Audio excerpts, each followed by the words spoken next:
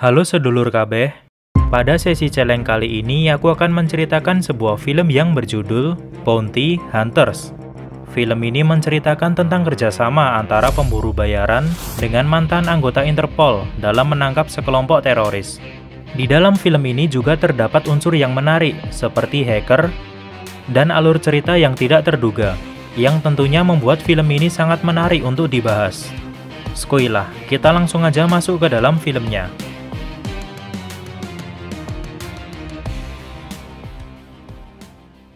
Perkenalkan tokoh utama di film ini yang bernama Lee dan Yew. Mereka adalah mantan Interpol yang kini bekerja sebagai bodyguard. Suatu hari mereka mendapatkan job untuk mengawal seseorang yang masih belum diketahui identitasnya. Kita sebut saja Mr. P. Adegan berpindah ke suatu hotel yang bernama A. Di sini mereka bertemu dengan pria bernama Sam yang tadi memberikan job. Lalu Sam mendapatkan SMS dari Mr. P yang menyuruhnya untuk masuk ke kamar nomor 2003. Tetapi sesampainya di kamar, Sam merasa kaget karena dia mendapatkan telepon dari Mr. P yang asli, dan Mr. P tidak pernah menyuruhnya untuk masuk ke kamar tersebut. Jadi ternyata mereka ini sedang dijebak oleh orang lain. Sam juga diberitahu untuk segera pergi kalau menemukan kotak kue di kamar tersebut, karena di dalamnya berisikan bom. Dan benar saja, ada kotak kue di situ. Lalu tanpa pikir panjang, Sam langsung mengajak mereka segera keluar. Saat sudah berada di parkiran mobil, tiba-tiba mereka diserang oleh sekelompok orang, dan orang-orang tersebut juga menculik Sam. Tentunya Lee dan Yew tidak tinggal diam. Mereka langsung buru-buru mengejar mobil si penculik tadi.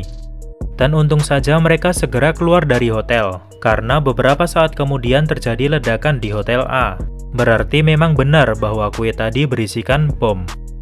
Lalu lanjut ke adegan pengejaran, mereka mendapatkan tamu dua orang wanita yang juga ikut mengejar mobil si penculik. Intinya di antara Lee dan kedua wanita ini saling berebut untuk menyelamatkan Sam. Bahkan mereka juga sempat berkelahi. Walaupun Lee bisa mengunggulinya, tetapi Sam tetap tidak bisa terselamatkan karena tiba-tiba mobil si penculik tadi meledak. Tentunya ledakan ini bukan tanpa sebab, nanti kita akan ketahui bersama. Sebelum lanjut, aku akan perkenalkan dua wanita tadi. Yang satu bernama Kathy, dia ahli bela diri. Sedangkan yang satunya lagi bernama Swan, dia adalah seorang hacker. Ditambah seorang pria bernama Bao Bao, dia adalah asisten Kathy. Mereka ini adalah pemburu bayaran yang sedang mengejar seorang teroris dalam peledakan bom tadi. Selama ini mereka sudah mendapatkan banyak informasi, tetapi masih belum berhasil menangkapnya. Lalu mereka mengajak Lee dan Yew untuk menangkap teroris tersebut.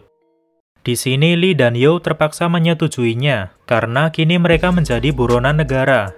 Setelah beredarnya rekaman CCTV yang menunjukkan mereka berada di tempat kejadian perkara sebelum bom diledakkan. Setelah itu mereka berdiskusi untuk mengumpulkan petunjuk, yang diantaranya adalah orang yang membuat bom itu bernama Dumupa, yang saat ini berada di Thailand. Yang kedua, sebelum diculik, Sam pernah mengatakan ingin bertemu dengan seseorang bernama Sifuan di Thailand. Lalu dengan bermodalkan kedua petunjuk itu, mereka langsung terbang ke Thailand menggunakan pesawat pribadi milik Kathy. Sesampainya di Thailand, mereka mulai melakukan pencarian.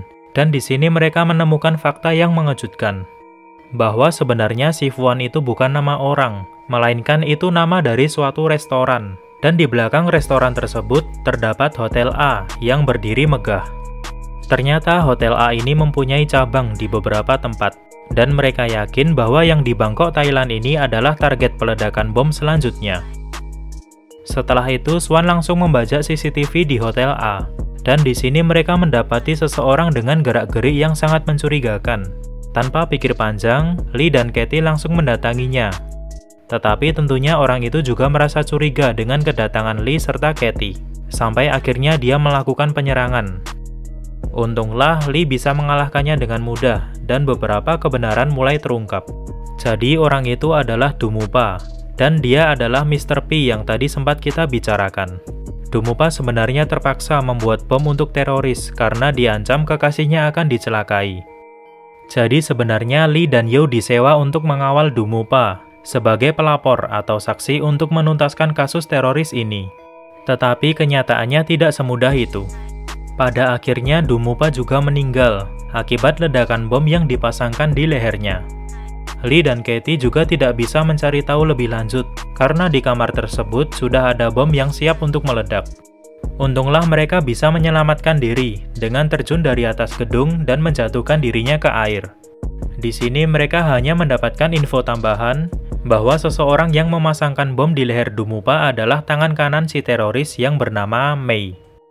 Lalu diperlihatkan juga seseorang yang berada di gedung tidak jauh dari Hotel A tadi.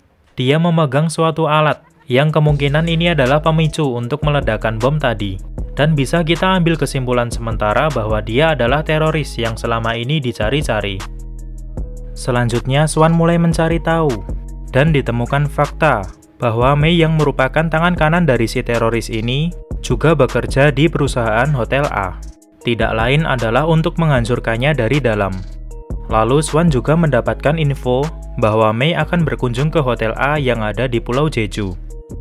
Tanpa pikir panjang, mereka langsung pergi ke Pulau Jeju, karena kebetulan Katie juga memiliki markas di sana. Dan sesampainya di markas tersebut, diperlihatkan banyak sekali senjata khusus, seperti jaket anti peluru, botol hairspray yang berisikan bom, senapan listrik, dan masih banyak lagi. Tentunya ini sangat berguna untuk membantu mereka menangkap teroris. Setelah itu, pencarian informasi masih berlanjut. Swan dan Bao Bao mencari informasi di Hotel A Pulau Jeju. Sedangkan Lee, Yo, dan Katie sedang memata-matai Mei di suatu tempat, dan tampak juga anak buahnya yang bernama Yansen. Setelah Mei pergi, mereka mulai mencari tahu lebih dalam lagi, dan ternyata di sana ada bangunan tempat penyimpanan bom. Mereka pun langsung mendatangi Yansen untuk diinterogasi. Tetapi Yansen tidak tinggal diam. Dia memanggil teman-teman premannya untuk mengajar Lee dan kawan-kawan. Untunglah Katie bisa mengalahkan mereka semua dengan mudah menggunakan senapan kejut, sehingga Yansen beserta bom di bangunan tersebut bisa diamankan. Selanjutnya Yansen dibawa ke markas Katie untuk diinterogasi. Tetapi tak lama kemudian datanglah seseorang yang mengaku bernama Tommy. Di sini secara terang-terangan Tommy memperkenalkan dirinya sebagai teroris yang selama ini melakukan peledakan bom. Bahkan dia juga menginfokan rencana peledakan bom selanjutnya. Tampak juga di sini ada Mei sebagai kaki tangan Tommy. Lalu mereka mendapatkan info yang sangat mengejutkan bahwa Swan sudah tertangkap dan saat ini sedang disandra karena dia ketahuan oleh Tommy saat tadi sedang mencari informasi di Hotel A. Mereka pun diberi syarat agar Swan dibebaskan, yaitu dengan melepaskan Yansen serta mengembalikan bom yang tadi sudah diambil. Adegan berpindah ke Hotel A di Pulau Jeju. Katie memasuki ruangan Tommy seorang diri untuk menyelamatkan Swan. Tetapi di sini dia diberi syarat lagi agar Swan bisa dibebaskan, yaitu dengan menelan pil beracun berwarna merah. Dan sebelum Katie menelannya, Yansen-lah yang lebih dulu dijadikan contoh. Di sini ada dua pil, yaitu warna merah sebagai racun dan yang warna biru sebagai penawarnya. Setelah Yansen memakan pil berwarna merah, lalu pil biru dijatuhkan dari atas gedung. Dan Yansen buru-buru turun untuk mencarinya. Di tempat lain, Lee dan Yo mendengarkan percakapan di ruangan Tommy menggunakan sebuah alat. Mengetahui keadaan semakin buruk, akhirnya Lee memutuskan untuk menyusulnya. Tetapi sebelum Lee pergi, tiba-tiba Yo kejatuhan pil biru dari atas yang tadi dijatuhkan oleh Tommy. Sedangkan di atas Katie sudah menelan pil berwarna merah. Dan sama seperti sebelumnya, pil biru milik Katie juga dijatuhkan dari atas gedung. Tetapi tenang aja, karena Katie nggak perlu repot-repot turun ke bawah, karena Lee sudah datang membawakan pil biru milik Yansen yang tadi dijatuhkan. Intinya pil racun yang ditelan oleh Yansen dan Katie ini sama, jadi penawarnya pun juga sama, sehingga nyawa Katie bisa terselamatkan. Setelah itu Katie disuruh untuk mencari Swan, sedangkan Lee yang akan bertarung melawan anak buah Tommy. Tetapi pertarungan Lee juga tidak berlangsung lama, karena Yo juga datang untuk membantunya. Singkat cerita, Swan sudah berhasil dibawa keluar dari hotel, tetapi di lehernya masih terdapat kalung yang berisikan bom. Dan di belakang mereka juga ada Tommy yang ikut mengejarnya. Di sini Katie berusaha kabur sejauh mungkin, agar bom yang di kalung Swan tidak bisa diledakkan, karena pemicu yang dibawa oleh Tommy ini memiliki batasan jarak. Tentunya di sini terjadi kejar-kejaran yang sengit di antara mereka. Sampai akhirnya Lee muncul dari arah berlawanan dan dia memberikan sebuah botol kepada Katie. Lalu dia menghalangi jalan di belakang Katie untuk menghadang Tommy. Mei yang mengemudikan mobil langsung tancap gas menabraknya. Dan Tommy keluar dari mobil sambil menekan pemicunya berkali-kali. Lalu terlihatlah gumpalan api dari kejauhan yang tidak lain akibat ledakan mobil Katie.